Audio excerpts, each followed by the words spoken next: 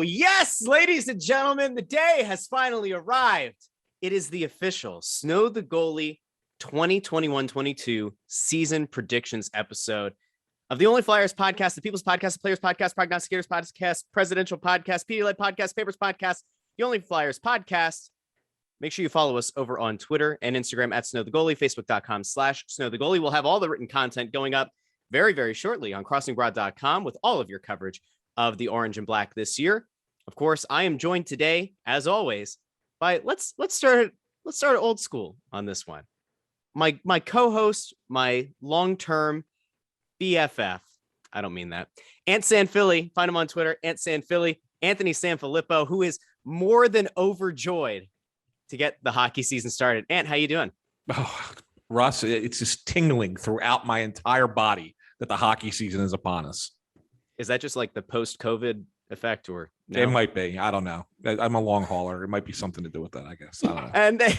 And then we'll go to a man who, listen, he's known for being a former Flyer. He's known for being the voice of the people, really, on telecasts and on the radio. And now, as an official member of the Snow the Goalie team, a man who now finally has a microphone.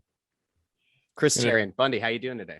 I have a look at this thing. This is what we call high tech today, kids. That's right. Look at you. And I did not have to spend what Anthony said, so hopefully this works out better for everybody.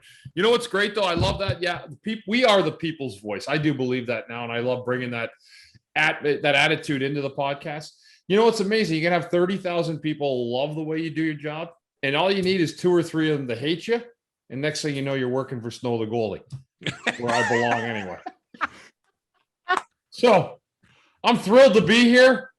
Let's get the show going, boys. When you're right, when it's only 2 or 3. It's good. Let's jump into it because the season the season actually began. We're recording this on Wednesday morning, so the season actually began last night with Tampa putting the banner up down in Tampa before getting absolutely spanked by the Penguins. Who saw that coming? I certainly didn't. And then the actual debut of the Seattle Kraken last night out in Vegas. So that was kind of a cool thing to get the season started. But the Flyers season begins Friday night at home at the Wells Fargo Center against the Vancouver Canucks. And we've actually, we've kind of bandied about this. We've talked about it. We kind of expressed our opinions about like where we kind of sort of see this team fitting in the division. But I think today we'll lock it down. We'll put it in writing. We'll say here's what we think, and then we'll go back and look at it come the end of April and say, man, we were somebody's a genius, somebody's an idiot, somebody's a fool, and we'll see which one of us falls under which category. So we inherently are going to assume the two of us are morons. That's kind of negative, Ant. I mean, that's negative. You're always the fool. I mean, you're always. I mean, that's fine. I guess that's mostly true. Hockey predictions are tough though, right, guys? Like, I mean, they really are because, like, I remember one year, I mean, it's almost hard to just pick single games sometimes, even as much knowledge as people that pay attention to the game have. That's why it's so difficult and challenging to pick a season, a prediction of a season because of, the injury factor, mental state of a team. It's really, really a challenge. So I think when we do this, the best part people should know is when you go in, we're looking at it as if all things are level playing field. We look at the personnel, the talent level, and we try to make the best. That's the way I do it. And most of the time you find out you're wrong a little bit at the end of the day because, you couldn't account for a certain injury coming about or something went wrong, or a coach firing or something. So that's why it is a challenge, but we're going to do our best. Yeah. Or the flip side of something going well too. There could be a mid-season trade that, nets a real a meaningful acquisition that takes a team over the top, or somebody that we might've thought would be a bubble team that ends up solidifying their place. Or it could even take a middle of the road team and really make them a Stanley Cup contender. So you're totally right. Ant? Yeah, I know. I was going to say, I mean, I just want to point it out. I mean, you look at that game last night. I mean, I don't know if either of you got to watch any of Pittsburgh, Tampa. Penguins are without their best players. I mean, literally, they have Jeff Carter playing top line center, at 36 years old. And Tampa's got everybody healthy as can be. And the Penguins just went out and kicked their ass. I mean, they did. Penguins wanted to win that game more than Tampa did last night. and beat them at every level of the game. And no one would expect that. And if you looked at the odds, Tampa was minus 300 going into the game. I mean, there was it was legit upset last night. But that's what hockey is, man. Sometimes it's the the team that wants it more just is going to get it. And it makes you wonder when you look at that Tampa team, not that we're going to really break down the Atlantic, but man, they lost their entire third line from last year, right? I mean, Barclay Goodrow and Yanni Gourde and who's the third guy on that line that went elsewhere? Why am I forgetting his name? It'll come to me. Anyway, you wrote about it. Yes, you wrote about it. Their entire third now with your entire third preview. Look at you. Yeah, their entire third line gone. And you know what? Sometimes when you lose that much, no matter what you add, it could just be a little bit. The team's not playing the same way. They didn't play the same way for one game last night. I mean, that's exactly what Bundy is talking about. Like it's so hard to pick one game, let alone pick the outcome of 82 games for 32 teams. It's funny too, guys. When you look at a team like Tampa too, like let's not forget this is something else that's kind of jumped out. I mean, I don't know how you guys feel about it, but I really feel because of COVID, because of the scheduling and the early season part of it, doesn't it feel like this Tampa just won the cup like 3 weeks ago? Yes. It was in July. Like, guys, it almost feels like there was no off season. Here's what I'm saying. Yes, I agree. Anthony, totally agree with you last night. Like, I mean, we saw the Flyers saying last year the penalty killing was bad because maybe they lost to Nate Thompson. It almost seems, or Derek Grant from the year before when it was good. But my point is this with the NHL, I really think the league in general missed a humongous window of opportunity. I think that they should have backed the schedule up to American Thanksgiving and started a new trend from there. Why would you bother competing against the NFL and college football for the pivotal first 6 or 8 weeks of the schedule when you could eliminate that? This was a gaffe, again, by Gary Bettman, who has been, for me and the players and the executives, it's been a disaster for the league in terms of these decisions. Yeah, he's made owners money, but these are things that they should have redone. I hate the fact that Tampa, I mean, it was July. They were still playing. The season just ended. Mm-hmm. So they're going back. Why wouldn't they back it up and say, you know what? Finishing in early part of July is really not that detrimental. I know the Olympic break, maybe the Olympics had something to do with it this year, but I really feel this was a great opportunity for the league to kind of to back things up a little bit. Yeah, and we had talked about that before, Bunny, and I thought about it, and I mentioned the Olympics. And I think that's probably the only reason why you couldn't back it up. But I thought about it, and I said, what if you did? What if you still had the Olympics and you still backed it up and started late November instead of mid-October? You're only talking 5 weeks additional. Yeah. So the season would have ended in May, end of May, and your playoffs would have gone into July, just like they did last year. So is there a problem with playing the Stanley Cup final in July and starting the season in November? I mean, I think that if that became the new normal, that would be totally fine. And I love it because, Russell, I'll let you jump in, but I'm just saying, guys, like, I'll be honest with you. I know school was over. I really think that at the end of June, it really captured a lot for the younger audience of kids to come out and see it. And you know what else was great too? Even though it was July and people were on the beach, there was still a lot of buzz about hockey in July in the Stanley Cup final. So to me, who cares if you're saying, oh, it's a winter sport and the summers are off because guys go golfing or yada, yada, whatever it is. To me, use that, leverage that, because to me, it gives you better audience viewing and it's going to raise the level of the viewership of the sport. Guys, I'm not going to lie. This sport is not being watched like it was 15 years ago. They can say what they want, but I go to buildings and I've seen thousands of people out. I'm just trying to be creative in what there is. And I really think that maybe it's the Olympics, Anthony and Russ, but I really think that there's a huge window of opportunity the league missed here. Well, we're going to talk about the growth of the game in a little bit. But I think it's a missed opportunity for the NHL. And once again, as a basketball fan, like I think there's a missed opportunity here for the NBA as well, because it makes so much sense for the NBA to start their season on Christmas Day, because that gets so many people to like in the way that the Winter Classic, before it got watered down with a million outdoor games, the way that kind of felt like the big moment. Christmas Day on the NBA, like Christmas and the NBA to me are synonymous. And so the thought had been that the NBA would look to push their season back this year like they did last year. And then that created this great opportunity for the NHL to get a bigger lead. And what you're saying about the idea of starting it around Thanksgiving is actually a very solid idea. I mean, even if you made it say mid-November, you're Right. still going to have a month-ish over what the NBA theoretically could do if they started around Christmas. And it's still, yes, it pushes the season into the summer when, let's be honest, the American sports calendar, it really is. It's baseball. And for like the niche fans, it's like maybe soccer. And that's it. There's nothing else. There's nothing else to compete with. And so the idea here of it's NFL week 6 right now, right? You're you're at a spot right now where like you don't have to be competing against football. And you're right, it's not just the pros, right? It's also competing against college football. There's no reason that you should be going into the start of your season right now at this point of the football season. Just push it back. It doesn't make sense. And you're right.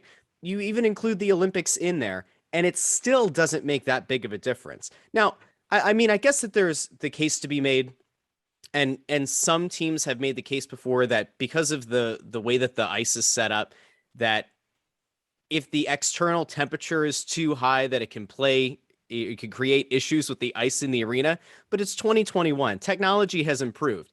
If your arena can't handle it, you need to do a better job and get things up to the modern shape. It's not like you're trying to play an outdoor game in Southern California in late May. That's not happening. So it's a missed opportunity.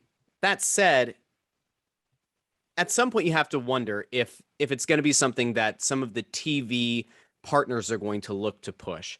And because ESPN now has the rights to the A package for the NHL, and they also hold rights for the NBA, it stands to reason that they're going to want to create a bigger gap between those two leagues to try to maximize from their perspective the start of each respective season, and to kind of limit some of that inherent competition that exists between two leagues that they hold the rights to. Yeah, and you know what else, guys? I mean, I know there's 2 games on last night. You know what else was on last night? An awesome baseball game between Milwaukee and Atlanta that happened to run at the same time that the hockey games go on. An early season hockey game. You eliminate the World Series. You eliminate 4 baseball games a day. Mm-hmm. Not gonna lie, I turned the baseball game on last night. It's playoff baseball. Yeah. But if you're I was if you flipping don't have back and hockey forth. now, I'm not worrying about flipping over to whatever channel the game's on to try to watch an early season hockey game that really, guys, you know this, is not as important as a Major League Baseball playoff game. Yeah, you're right. And I was flipping back and forth. You also had Dodgers Giants last night, which went up against Seattle Vegas.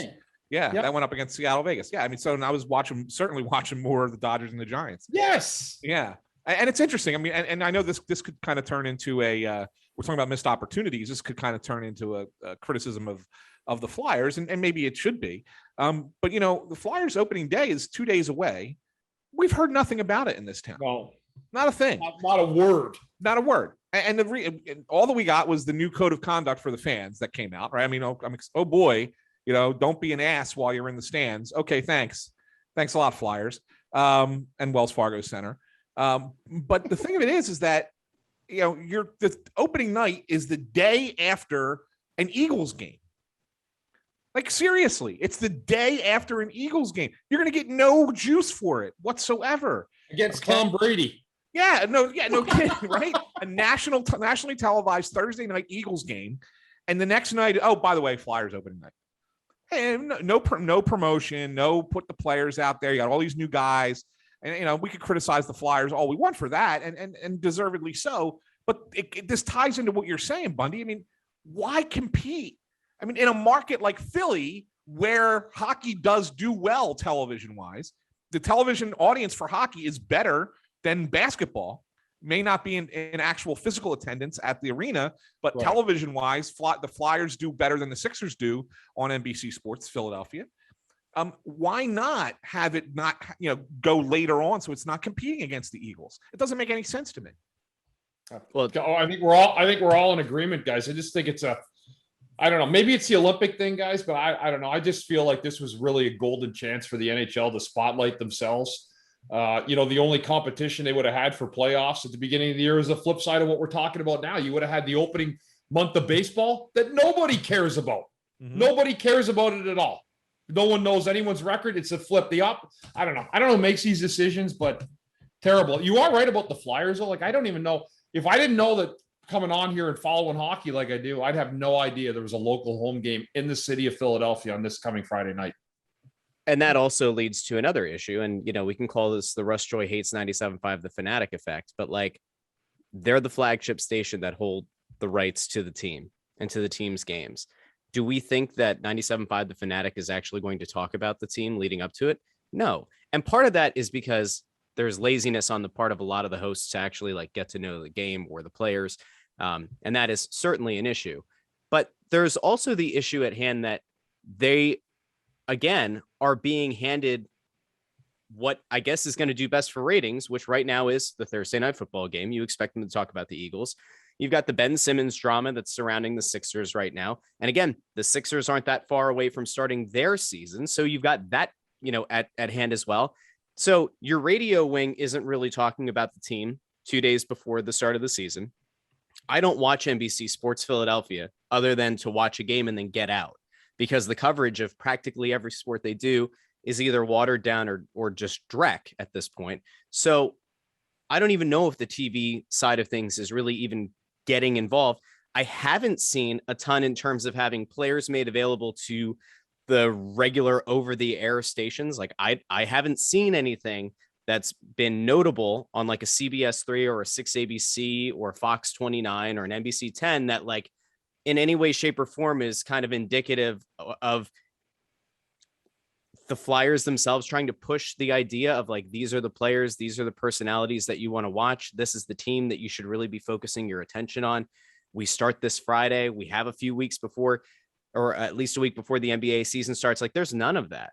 Yeah. And so, I know that there are people who get upset because it feels like we're too negative about the team or the organization, but like it doesn't even, like, saying it's a missed opportunity, I think is being a little bit too nice. And it just seems like it keeps happening.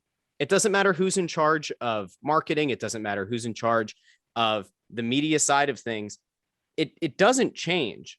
And at some point you have to really start to raise bigger questions about, does the ownership group of this team genuinely care about growing the fan base or growing the public perception of what this team actually is or could be? Because right now it feels like it's just going through the motions. Well, the problem is what the culture's changed entirely, right? Like there was a time where if the Flyers weren't being talked about at NBC Sports, they would get a call from the owner. It happened all the time. Anthony, you've been around long enough to know that Ed Snyder would call over. I'm going to tell you this now because I work there, and I'm not saying because I got let go over there. NBC Sports can't stand the Flyers. They're not going to tell you that. I know the guy that runs it has told me to my face the NHL is a third tier hack league. That's the guy that actually puts the product out for the Flyers, that has said that to my face. So that gives you an idea right there, first of all, of what you're dealing with when you make the transition between the two. The Flyers at NBC Philadelphia want to try to be lockstep, but they're not. It's just a matter of saying what they want to do to placate each other through the course of the year. It's all about money. It's all about the bottom line. And that's the problem that you have in most sports now altogether, guys. They just don't care. I mean, it's a matter of, like you said, Anthony, people watch the games on NBC Sports Philadelphia. That takes care of their bottom line. But in terms of the passion that goes with it, Russ, those thoughts, the trickle down from the organization. I mean, there was once a time that this organization was so deeply cared about by the people that worked here that those calls that were made to make sure our product was being heard, or that people know there's a game Friday night, people understand who our new team is, who our new players are, what we want to do for this year to message to our fans to let them know that, hey, we understand this market. We understand what people in Philadelphia like. We understand what makes the people in the sports market tick when you go to a game, or what drives their passion at the end of the game or before it. There's none of that anymore. It's just, hey, show up at the game. Hopefully you have a good time. And by the way, if you're watching games on NBC Sports, hopefully they do the best viewing job they can for your experience. There's no passion involved at all anymore. None. It's gone. Yeah, spot on. That's spot on. And it's a shame. It's a real shame. We know we have the hardcore fans in this town, and they're going to still find the game wherever it's at, and they're going to talk about the game at every turn, and that's great. And they're going to keep that fire burning, and I don't think it's going to flame out completely, but I mean it certainly gets to a point where it flickers now, where it never did before. That flame was always a burning, hot burning flame, and now it's now it flickers from time to time, and that's what's disappointing to me. Mm-hmm. So before we get into predictions, because obviously that's what people are here for. Although I think the media discussion is something that usually we see does very well on these shows anyway. So before we get there, the national growth, I guess, or lack thereof of the sport. You mentioned a little bit ago, buddy, that this sport isn't being watched at the same levels it was 15 years ago. Well, 17 years is how long it had been since ESPN had a game on the mothership network. They break that streak last night with this doubleheader that had, we don't have the official numbers yet. We don't have the overnight numbers, the viewing numbers yet. I'm sure that they'll come out a little bit later this week, or maybe even by tonight. Do we feel like NBC did a good enough job of growing the game and growing the game's national profile?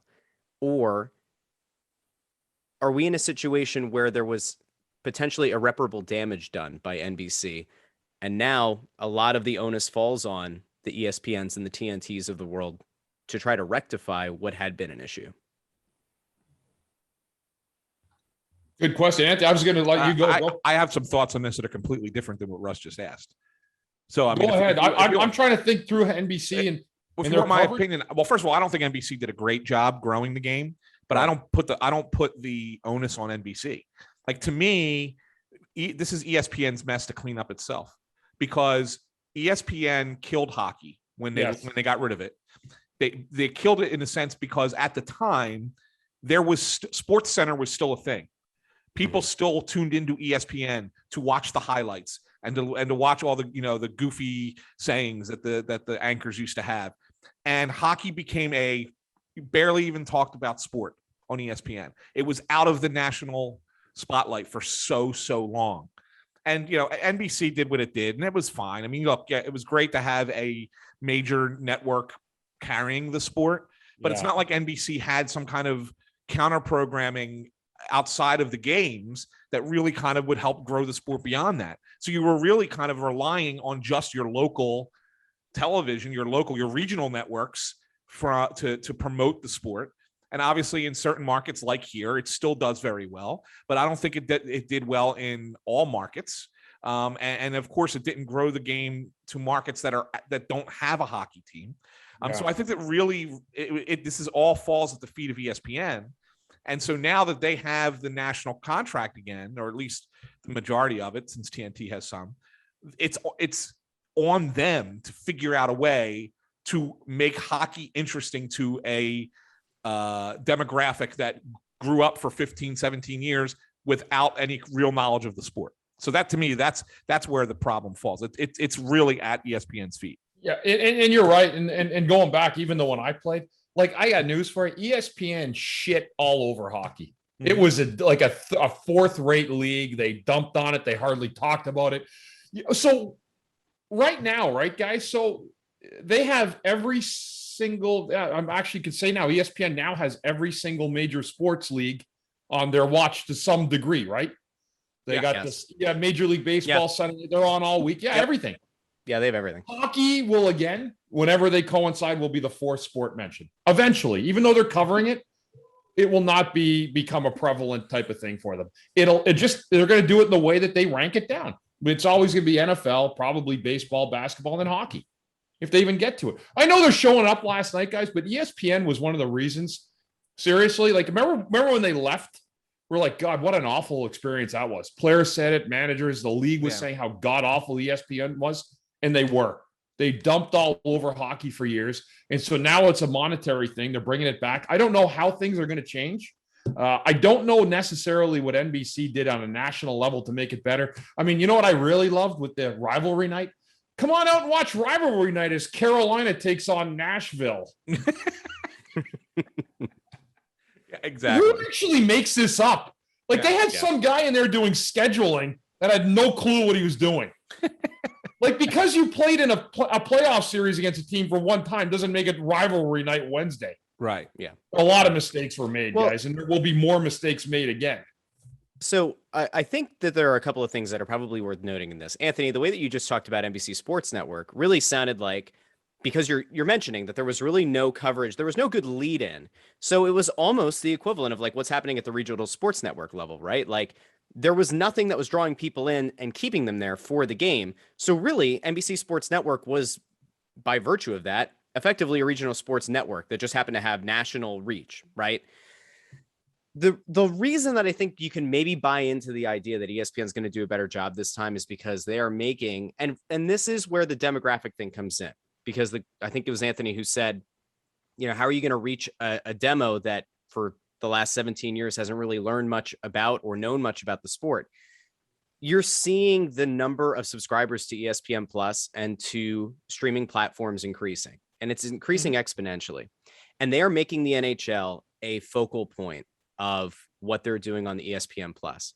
We're talking about every out of market game being made available to people across the country, with the exception of local blackout issues, which, I mean, for the price of ESPN Plus, you're getting what NHL Center Ice was. So if you're a hockey fan, or even if you're not, if you're just an ESPN Plus subscriber and you're looking for live sports and there's nothing else on, you're going to have a plethora of games to choose from on any given night. So to that demo, at least to the cord cutters or to the people who are comfortable with streaming, like that's a big integration. And I'm pretty sure, I'm not positive, and I don't know if you have standard cable, but I'm pretty sure that ESPN Plus is something that is now available on Xfinity, I believe, like as one of the apps, because Disney Plus is and Hulu is. So it's not even like it's just being limited to people who have like Roku or a Fire Stick or Chromecast or something. So, I mean, I kind of feel like that is a big way that they're going to try to push it. They might not push it as much on regular ESPN or ESPN2, but like one thing that ended up getting bumped because of the John Gruden scandal was Sidney Crosby was supposed to have that interview at halftime. That was an effort to promote hockey at halftime of a Monday Night Football game. When the hell did we ever see NBC Sports promoting the NHL during Sunday Night Football, which is arguably a bigger audience and a bigger game? That to me is like the one thing that shows maybe ESPN is actually going to be more committed to this than they were 17 years ago. Yeah, and I think that, and this is where I, you know, you're going to be optimistic about it, but I'm going to give you the pessimistic side of it. Yes, that would have been cool to have the interview with Crosby, right? I mean, big name for the, you know, in a lot of ways, you know, the face of the league for the last 15 years, and that's fine, and that's all well and good. But is this going to be a regular thing that they're going to do, or was it just a one-off? They were going to do it because they were promoting the start of the season and, oh, look, hockey's back on ESPN, right? Like, to me, you need to find a way to really accentuate the personalities of the sport, right? And really bring out the characters of hockey. And Bundy will tell you there are a lot of characters in hockey. That is right. You just got to bring these guys to the forefront in different ways on that. It could be on ESPN Plus. It doesn't have to be, like you said, on one or two because of the streamers. That's fine, but you need that additional programming. It can't just be that quick 2-minute interview with a star player and say, oh yeah, now come watch hockey. I don't think that works. I mean, it's nice and all, but you need more than that. There needs to be other programming, and I'm not convinced that they're going to have that. Did you happen to look at ESPN.com today? Because it speaks exactly to what you're talking about. The lead story now. The lead story, the lead banner. I'll wait for you. Go ahead. I got it. The lead story on ESPN.com is about Austin Matthews. It's Austin Matthews with like light pink and light blue all around him, like boxes and everything. And it's talking about the character that he's ready to kind of come out as this star in the league. And so, look, it's only the website, right? But it's a start. If nothing else, it's a start. And so yes, the Crosby thing is obviously going to be a one-off, right? They're not going to do that at every halftime. But I think there is importance in the rub.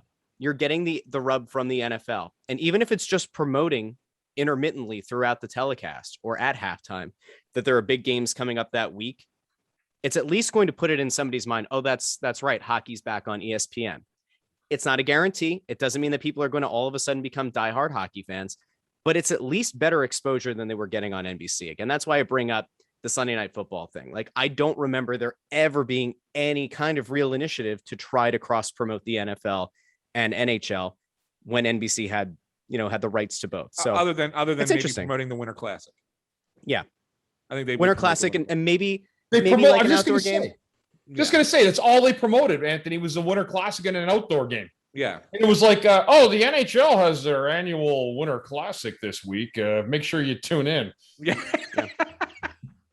And what was I guess, again, you think about the crazy, think about the craziness of it, though. NBC had the exclusive rights to the nationally televised games for the past 15, 17 years or whatever. ESPN only has half of the package, and they've already arguably done more to promote it than NBC did. So I don't know. We'll see. All right, let's get into predictions. Let's get to the meat and the potatoes. The Flyers are going to start the season. Obviously, we talked about this last week without Kevin Hayes. Really, the only notable absence as of right now is Hayes. Let's talk about where we see this team in terms of how you expect them to start the season. If we expect that Hayes is out, say 4 weeks, 6 weeks to start the year, they didn't put him on LTIR. So they're trying to keep him available in theory. And they're not going to manipulate the cap and shut him down for the season, only to bring him back in the postseason like Tampa would have done. So how do we think this team is going to weather that initial storm? And do you think they have the depth at center to actually stay above 500 until he's back? Bundy, I'll start with you. Yeah, I mean, yeah, but I think though they can be fine. I mean, I look at the team. It's just like I'm looking at like Kevin Hayes saying like, all right, he's a good player, but are we really in a situation where we're holding our breath waiting for Kevin Hayes? You know what I mean? Like it's not like it's Mario Lemieux that's been injured and we're getting a guy of that kind of playback. Yeah, I think that they can be fine. I really do believe that they can actually have a good start to the year. To me, guys, it's all, I don't want to get too far into a lot of the injuries. And obviously Kevin has had just an awful set of circumstances on top of the injury to him as well, which is sad in its own right. But yeah, they're going to have to figure it out. I mean, I'm a big believer in that big center iceman, at least taking up space. But to me, a lot of it right now, until I see those defensemen in action and see if we've got ourselves the goalie back to some form of normalcy where he was 2 years ago, I am going to hold my breath here a little bit on the injury front, only because I think there's so many other things that are big right now, Russ, that being one of them. I just think there's so many other unanswered questions for me that the Kevin Hayes thing probably falls down that ladder a little bit. Yep. I think that they'll survive Kevin Hayes as well. I think that there are, like Bundy said, I think that there are bigger questions elsewhere. Yeah, obviously, are we thrilled that Derek Brassard is your number 2 center to start the season for 6 or 7 games? No, but he's a veteran guy who's been around. He could fill in that role for a short period of time and not kill you. Okay, so it's not like it's going to be this massive hole that the Flyers can't fill or overcome. I too worry about what the goalie situation is, and I mean I'll be honest with you. The last preseason game, they trot out their entire lineup. Almost it was 17 of the 18 skaters who are going to be in the opening night lineup. The only change being this Patrick Brown guy that they picked up on waivers from the Vegas Knights. Probably gets into the lineup for opening night. But with that lone exception, everybody else is in the lineup, and they started Martin Jones, not Carter Hart. I thought that was interesting right away. Yeah, I mean, I don't know if that's more AV playing a mind game with Carter, or if they're worried that he's going to be, if he has a bad game, then he goes into the regular season not feeling good about himself. They want him to kind of feel good about himself. I don't know what the MO is behind that. To me, that was a little bit concerning. And so, like, I look at that and say, I need it to be the goalie first, defense second, and then worry about Kevin Hayes' situation third. Yeah. And that for me is what's going to be the most telling part of the first handful to 10 games of the season. The reason that I brought up Hayes as being, I guess, a big issue is because it kind of goes without saying. Like in my mind, it goes without saying that Carter Hart bouncing back to the 2019 form at home, specifically at home, is critical to this team's chance of contending in any way or being a playoff team in any way, shape, or form. The defense, oddly enough, I feel pretty confident in. Not having seen them do, much outside of the preseason, obviously, I would say that this defensive core right now is better than the defensive core they had last year. And if that group, and so if that group is solidified in front of Hart, to me, that's a calming effect, right?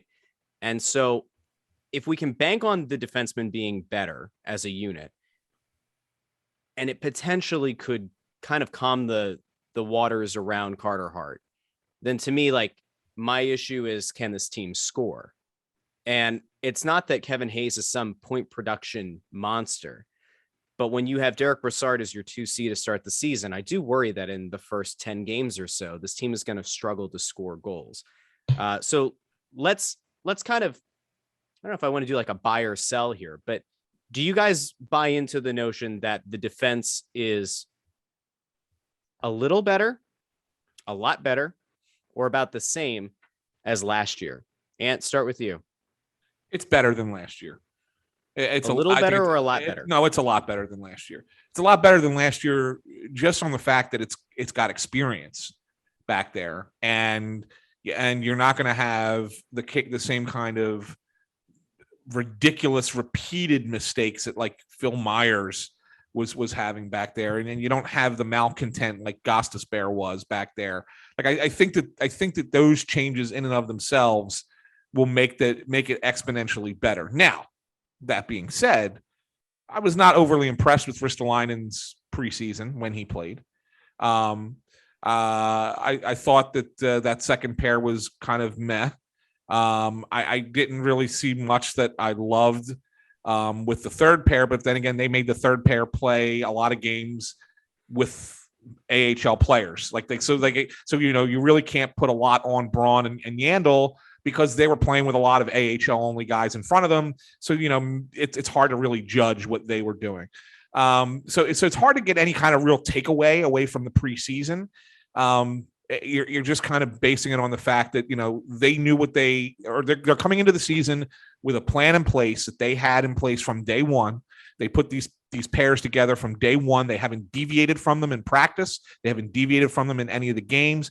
And when you look at the Flyers' schedule to start the season, they have the luxury of starting the season with 4 straight home games and not having to go on the road. So you've got a lot of practice time in between. So you still have a little bit of time to really continue to develop this group and get them going in the right direction before you really have to start worrying about getting into the crux of your season. So that's why I think that they'll be exponentially better than they were a year ago. Bundy, you feel? I agree with Anthony. To me, it's a chemistry thing. You can have better players, but if they don't gel necessarily quick, you can find two guys that got to find their. I would say that second pair probably is the one that I would keep the closest eye on early. I think Ellis is probably one of those guys you just kind of plug him in, a plug and play type of player. How much better does he make Provorov? Can he make Provorov as effective as Niskanen did 2 years ago? Because Provorov was a totally different player without a veteran leader with him, and he may be that guy his whole career. I'm not sure yet, but I think that'll be fine. The second pair, Ristolainen, is just knowing the league. He is a nightmare to play with. He would be an absolute disaster to have as a partner. I'm not being mean. That doesn't mean he's a bad player. He's just a nightmare to play with because you don't know what he's going to do. You could be in front of the net and he could run to the far corner and then run up to the top of the circle. And you're literally back spinning your wheels saying, okay, now I'm at a 50-50 because I got to either cover that guy at the far post or there's somebody right here in front of me ready for a redirection. So I don't know if Sanheim's that guy that can cover up for him. So there's a lot of really weird things here, guys, and it's a personality issue. The third pair, you got a couple veterans back there, but how much is left in the tank? I don't know. These are all questions. I mean, does Yandel have another great veteran year, where he's skating and doing power play things, and his Braun find a good defensive gear to complement it? Those are so many unanswered questions. I would say right now, the top pair looks good to me in terms of, because I've seen that act before. But man, I'll tell you what, that second one to me looks like it could be there could be pandemonium some nights, guys, they'll shake you to your core. I mean that too. I've seen it. And so there are unanswered questions, but you asked me if they're better. Yes, they are better, simply because of the personnel they brought in. They have better players. Phil Myers, to me, is going to be a mistake-prone player his entire career. And I think that Ristolainen is an upgrade over Haig for sure. And so that answers that. Yeah, they're better. Their defense core is better. Assuming that Hayes comes back and looks more of the Kevin Hayes of 2 years ago than last year, do we feel like the moves that have been made in the forward core have improved? Have they gotten worse? Has the replacement of Atkinson in for Voracek done enough? Where do you guys land on the forwards going into this season as opposed to last? Bunny, let me start with you. Yeah, you know what? And again, I like the fact that they've done a good job getting some veteran guys in like Brassard. I think that he adds that level of just a little bit of depth to it. Again, if I know you don't like him at Russ where he's at 2C coming out of the gate, and I don't think a lot of people would. I mean, it was an afterthought pickup, so you don't necessarily want to plug that guy into your top 6 minutes. But that's what happens, and it doesn't mean he's going to do a bad job. He has an opportunity to really do a great job. I worry, I'm not so much saying I worry about the top line. I need to see where that line is going to set the tone this year. And I need, I know Giroux is a guy is a guy who gets points, but he's a leader. This has got to be a year that if he's going to do anything and this team's going to go somewhere, it has to come from the top.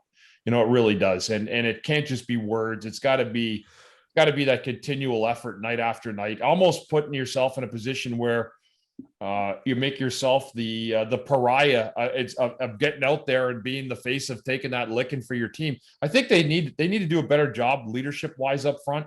But Couturier with a new contract that'll begin next year, I think he should be excited about that. Konechny can't buy a goal right now for whatever reason. He's been snake bit now, guys, for quite a while. And again, a lot of the depth players they brought in, Lawton, Nate Thompson coming back. I think that they're going to have better penalty killing. I think they're going to do better things. It'll be interesting to see where Lindblom is after the year. He went through with had the cancer a couple of years ago. There's just a lot of different things, and I think a lot of it is going to be finding out. Maybe Anthony, I'm wrong by saying it, but I think a lot of it, AV is hoping that a lot of stuff goes well. But I think again, like us, I don't think he's really going to know who this team is for 6 weeks and how it starts off. Yeah, and I agree. One thing, I just finished with this here, Russ. I agree with you. I think goal scoring could be a challenge early in the year. It could be. It well could be. And the first thing is Cam Atkinson going to replace Jake Voracek's production? I don't think he will. I don't think he's going to get that kind of that kind of point total, right? But can you replace Jake Voracek's point total with Cam Atkinson and other players? Yes. And this is where a guy like Konechny is so important. That he has to have a better season than he had last year. Farabee had a great year last year, and they gave him the new contract, and so you're hoping that he can replicate that. Great, and if that happens, that's awesome. You kind of need JVR to kind of have the kind of start to the season he had last year. Yeah, he tapered off some, but without Hayes in the lineup, you're going to need JVR to have the kind of start to the season that he had, and the power play has to be working. It looked okay in preseason. I thought that the power play wasn't bad. They did mix and match a little bit, but I do kind of like the personnel that they have out there on the power play unit. I think you're going to see more shots to the net. I think you're going to see more guys at the front of the net trying to bang it in. So I think the power play will be improved, and the penalty kill, like Bundy said, should be improved. When you look at guys like adding in the Nate Thompson and Lawton bringing him back. And, obviously you had some guys there, Lindblom kills penalties really well as well. And with the new defensive players, they should be better on the PK. Didn't show it in the preseason. PK was a little sloppy in the preseason.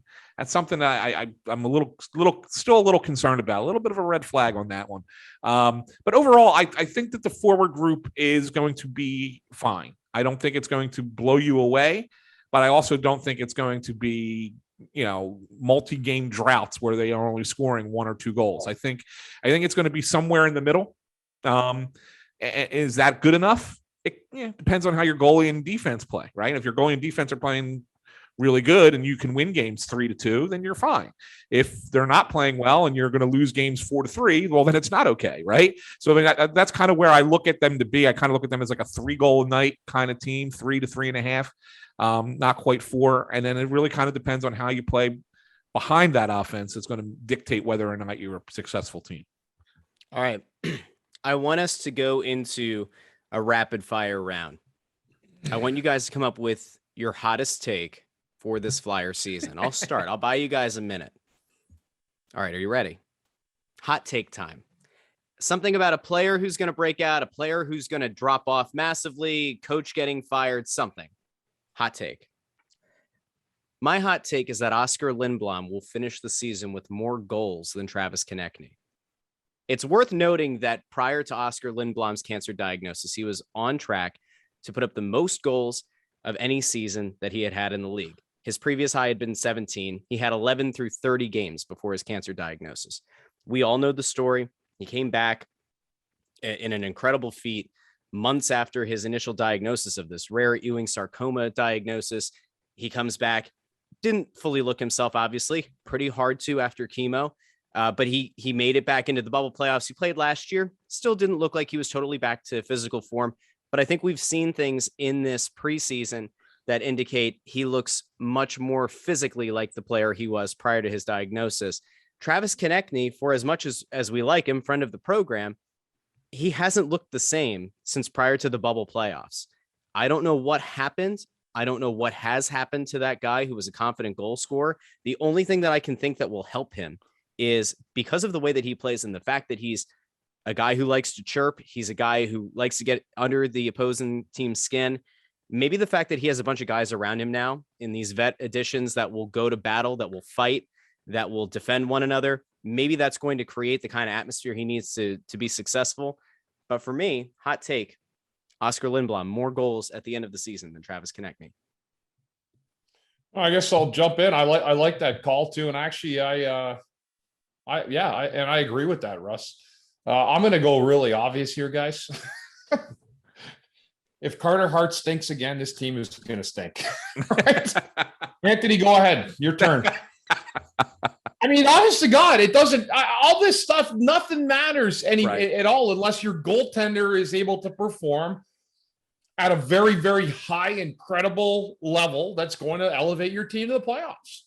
If Carter Hart stinks again this year, this team will stink. I don't care if they're the 85 Edmonton Oilers. If they don't have a goaltender, they're not going to move up the standings, and that's the problem. And I got news for you. Man, I nothing against Martin Jones. I know he's had some good years back at early LA and San Jose early, but man, they can't do that to us. I mean, that would be like having Moose in there every night. You can't have it. You just can't have it and expect your team, to go into the playoffs. And still June. We want to say July eventually, but it can't happen. Yeah, no, I agree with you that the Hart is the linchpin to this whole thing.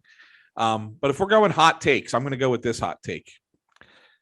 Because he did not sign a contract prior to this season, Claude Giroux will actually have a significant offensive season so that he can get a new contract for next year and beyond, whether it's with the Flyers or somewhere else. What does significant look like? He's going to have an 80 plus point season. I don't think so. I don't think he's capable of it. I don't think he's capable of doing it anymore. I think you know what? I hope he's listening, and I hope he heeds it. I just don't think that I just think that, you get a guy like McDavid. I mean, he had 100 points in 50 some games last year. I just don't know unless they have some kind of a magical power play, how that's not going to happen, Anthony, because 5-on-5, I just don't think he can do enough damage. And I hear you. I think that 5-on-5, he definitely does take a step back from what he used to be, but I think that the power play will be significantly better. And when you think about it, I mean, his last few seasons while he's been down, he hasn't been completely, off the score sheet entirely. I mean, he's still putting up some points, right? I mean, so that the way I look at it is I think he just has an improved season this year over his past few. I mean, if you look, I mean, what did he have? 43 points in 54 games last year and 53 in 69. All I'm saying is he gets back to a point per game pace like he did in 18-19. And stay healthy. Yeah, I get you. Yeah, I mean, I'm not putting him in the Hart Trophy race by any stretch of the imagination, but I think he can get back to around a point per game, and really kind of make it. It's going to make an interesting offseason because do you re-sign him coming off of a point per game season at a better number, or does he take his game elsewhere? Because I think that there's a possibility that this is his last year here. I think, you know what, guys, that I've heard from people that they actually do want to re-sign him. Like they have plans beyond this year. Just rumors. Last thing, let's go through this quickly. How do you see the Metropolitan finishing? Where do the Flyers rank? Is there a top tier? Are the Flyers somewhere in the middle? I look at Pittsburgh, Philly, and the Rangers as 3, 4, 5 in some order. All depends on any acquisitions that are made. Columbus is obviously, well, I would think, is going to be at the bottom. Carolina and the Islanders, maybe Islanders 1, Carolina 2. Then that forget about Washington. I wonder. So I worry that Washington's going to take a step back. Do we know what the severity of Ovechkin's injury is at this point? He skated yesterday, so I mean, it can't be that bad. Okay. I'm kind of with you, but I still think that watch out for the sneaky Rangers. I still think the Devils are going to stay down at the bottom with Columbus. Rangers have a lot of talent, and they have owned the Flyers last year. That will have to change. So I have to change that. Columbus will be, as you said, bad. Yeah, Carolina, the Islanders, the Rangers, the Flyers, Penguins, and Washington will all be in the mix. I mean, I don't know where they go, but the 1 and 2 that you said, possible. The Islanders may take a step back this year too, though, Russ. Couple trips deep into the playoffs. They lost to the same team twice. What's their hunger level at? How can they get back there again? So there's always an opportunity for another team to step up. Same with Carolina. They're not going to be as good this year as they were. So it'll be interesting from that standpoint to see if Rod Brindamore can kind of get his team used to some of those changes. The Flyers, to me, though, just to finish on my end, look like the team with possibly the most upside if everything comes together. If everything comes together. They made a lot of nice moves in the offseason. If they come together, this could be, I think they'll be up at the top 3 or 4 of the division. Yeah, and I have it that way too. I honestly think that the Rangers are a scarier team than most. I really do think that the Rangers are going to be towards. I still have Carolina at the top of the division.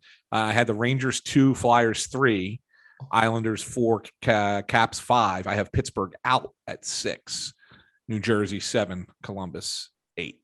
So that's how I have the Metro finishing. Russ, I know we got to wrap it up. There's two things real quick. Well, one that I can do, one that you can prepare for. We do have a new 5-star review, so I can let you pull that one up and get ready to go. But I do have one quick story that I have to tell. We criticize the Flyers organization a lot, and we think it's well deserved. But there are times that this organization still does things the right way. And I got a message a couple weeks ago from someone on Facebook who took their 6-year-old daughter to one of the preseason games, and because of the COVID rules, she had made a sign that she was, it was her first game, and she was looking to get her first stick, something along those lines. My first game and want my first stick. Well, they I guess the security took it from her as she was walking in because you're not allowed to have signs, part of the COVID policy down there. Okay. But this is what makes matters worse. So they take it from her. The girl's upset. There's an NBC camera right there. So the guard gives it back to the little girl so that she could be seen on camera holding the sign. They show her on TV holding the sign, and then they take the sign away from her a second time, rip it up, and throw it in the trash. So now the girl, the whole game, she's all upset, this little 6-year-old girl. So the dad reaches out to me, and I forwarded it along to the team through the business side, through Sean Coit, their PR guy on the business side. Sean talked to the powers that be. they reached out over to the hockey ops side. They got a hold of Zach. And Zach took it from there. And what a thing Zach did. Zach got them. I put Zach in touch with the dad, sent them signed stick, game used, Sean Couturier, Ivan Provorov, and a puck from Carter Hart. All three. So the little girl gets her stick. Her favorite player is Coots. Dad's favorite player is Provorov. Got a game used Provorov, and then they have she has a younger sibling, and they just gave her a Carter Hart signed puck. And look, you make fans for life by doing something like that for little girls. That's what it's all about, right? Yep. Do that. That's what Ed Snyder's Flyers did for 50 years. Just do that. Right. Be good to your fans. Love your fans, because they're the ones that make this happen for all of us at the end of the day. I have one announcement before I know you got to go, Russ. Got a call yesterday from Brad Marsh. I will be playing in that alumni game in November for Paul Holmgren. Oh, yes. So, after I dominated the one in the summer, they felt they really had to make sure I got back into the game action. And I said I'd be happy to do that. So game, I'll be there. Boys, let's get us wired up for that one. Wire up Bundy for the alumni game. That'd be awesome. I'm pumped. All right, listen, really I know that Ant loves doing the reviews. We're gonna have to save it for next week. I really have to go, but we'll read the 5-star review next week. Don't forget, if you leave a 5-star review over on Apple Podcasts, we'll read it on the show. In the meantime, make sure you follow us over on Twitter at Snow the Goalie, Instagram at Snow the Goalie, Facebook.com/Snow the Goalie. You can follow each of us on Twitter at AntSanPhilly, at CTerrian6, at Joy on Broad. All of those links are in the episode description. So for Ant, for Bundy, I'm Russ. Thanks for listening. Go Flyers this Friday. We'll talk to you again next week. Go Flyers.